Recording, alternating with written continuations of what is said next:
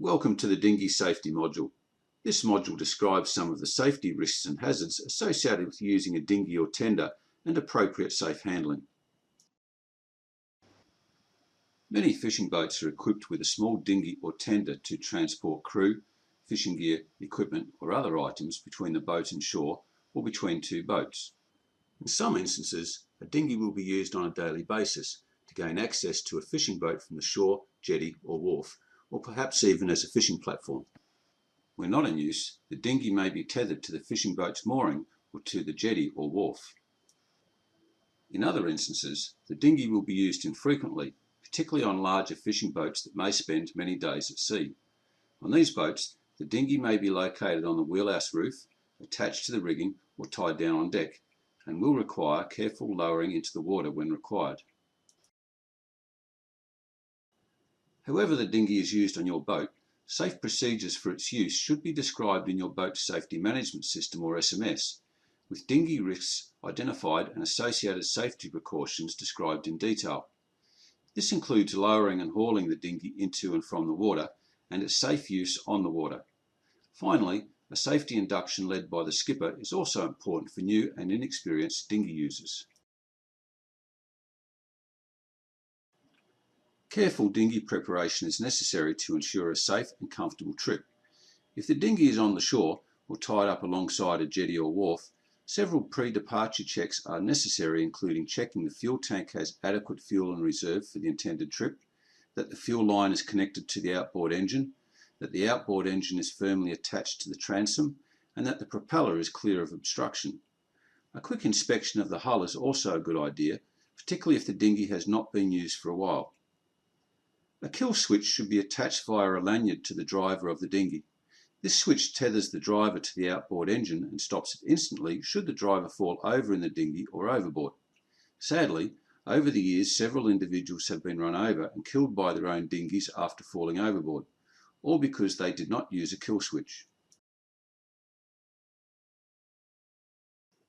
If an electric start is used, it is necessary to check that battery terminals are secured and that the power tilt mechanism to raise and lower the outboard is operational. The drainage bungs should also be checked to ensure they are firmly in place, and it may be necessary to bail out any water that may have collected in the dinghy. It is also vitally important to check that the minimum required safety equipment is on board the dinghy prior to departure. It is an AMSA requirement that dinghies measuring less than 7.5 metres, used for transporting purposes only, are required to carry one life jacket per person, a bailer, a set of oars or other secondary means of propulsion, and a waterproof buoyant torch. If the dinghy is also used in remote enclosed sheltered waters or more than 2 nautical miles from land, it is required to carry 2 orange and 2 red flares. Remote enclosed waters are defined as those where assistance from shore or other vessels is not readily available and where rescue services would be required in an emergency.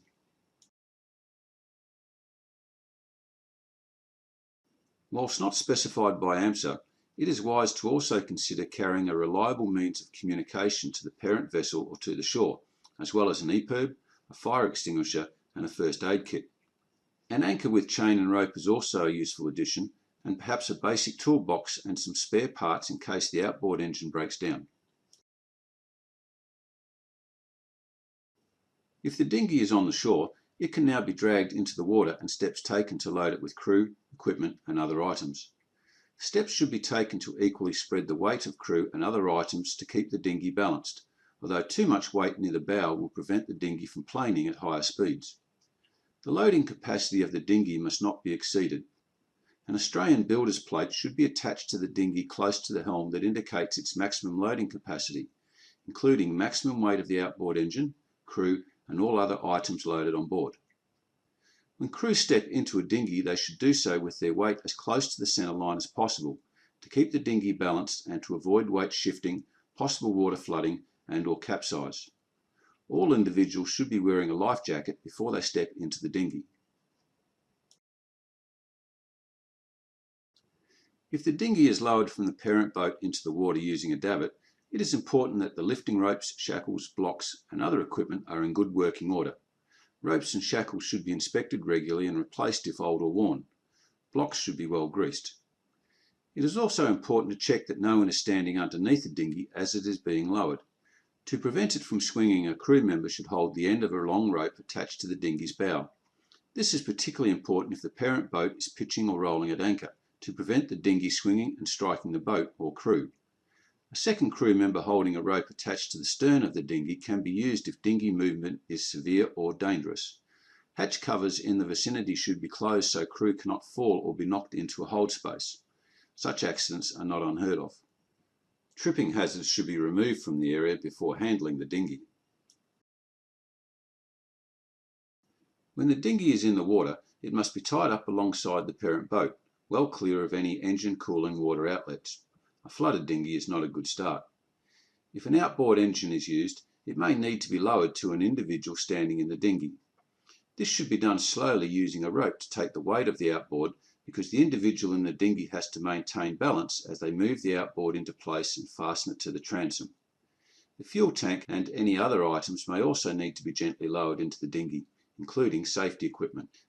Care should also be taken to ensure that any lowered items do not strike the individual standing in the dinghy. Crew must also take care to avoid crush injuries to hands or feet as they attempt to board the dinghy. It is not uncommon to climb over the gunwales of the parent boat and stand outboard with feet in the scupper or freeing port before descending into the dinghy. As both the dinghy and parent boat move independently, there is a risk of crush injury to the feet between the two boats. Care is also required to ensure hands are not crushed between the dinghy and the boat as the crew member descends into the dinghy and takes the seat. These risks clearly apply if the individual is climbing from the dinghy into the parent boat.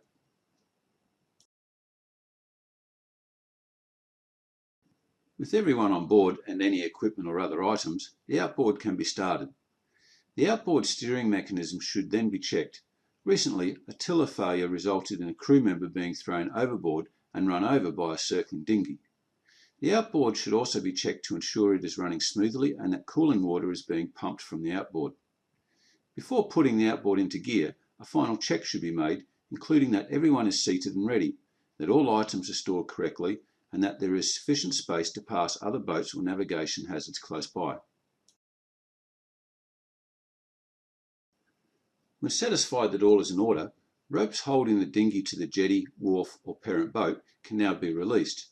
As the ropes are released, the outboard is put into gear, taking care to manoeuvre the dinghy clear of the jetty, wharf or parent boat. These ropes should be quickly pulled on board so they do not foul the propeller. Fenders should also be pulled on board. A reminder to individuals to keep their hands inboard to avoid crush injuries is useful at this point. If the dinghy is deployed from the shore, care will be required to avoid cresting waves which could flood and or capsize the dinghy. The speed of the dinghy must not be excessive. Care is required to ensure that crew and items on board are not tossed about, which may cause injury or damage. It is also important to keep everyone and everything dry. Factors to take into consideration regarding a safe speed include the number and weight of individuals and all items on board, available freeboard, sea conditions and water depth, presence of rocks or reefs, the presence of other boats, navigation markers or other obstacles, and the availability of additional engine power to get out of trouble if necessary. If a crew member falls overboard, it is essential that recovery is as quick as possible. In a small dinghy, this can be done in a matter of seconds, although care is required to ensure they are not struck by the dinghy or outboard engine with potentially fatal results. If the dinghy has sufficient freeboard, it may be possible to come alongside and haul the crew member on board, although the dinghy will likely list dangerously. Shifting some weight to the opposite side of the dinghy may be an effective option. Alternatively, the crew member may be hauled in over the stern. In both instances, the outboard must be in neutral gear to avoid injury to the crew member. First aid assistance should be applied if necessary, including treatment for hypothermia. These emergency procedures must be described in the vessel's SMS, and the crew must be trained in these responses as part of their safety induction.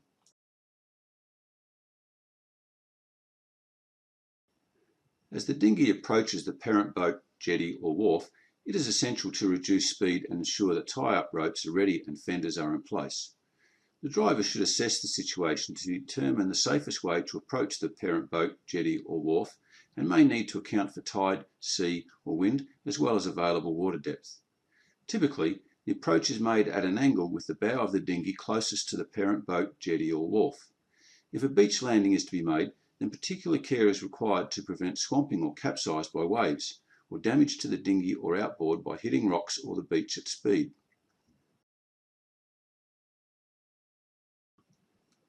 A bow and stern line are usually the minimum requirements to tie up a dinghy to the parent boat, jetty or wharf. If other crew are on board, they can help tie up the dinghy. Once the dinghy is in place, the outboard can be turned off and tilted to lift the propeller clear of the water. As crew climb out, they need to take care to minimise rocking the dinghy and falling overboard. Care is also required to ensure fingers and toes are not crushed between the dinghy and the parent boat, jetty or wharf. Fishing gear and other items should be lifted out carefully to minimise rocking the dinghy. If manually lifted by crew, they should position their weight as close to the centre line as possible and brace themselves for the rocking motion of the dinghy. One or more crew members may need to be seated on the outboard gunwale to act as a counterweight. Items that are heavy or difficult to lift may need a secure rope attached that can be hauled by crew on board the boat. This rope also provides a means to recover the item if it falls overboard. Items that are too heavy or difficult to lift manually may need to be winched on board. Safe working practices when hauling items on board are described in the winch safety module. Congratulations! You have now finished the dinghy safety module. Now let's review the material that we covered.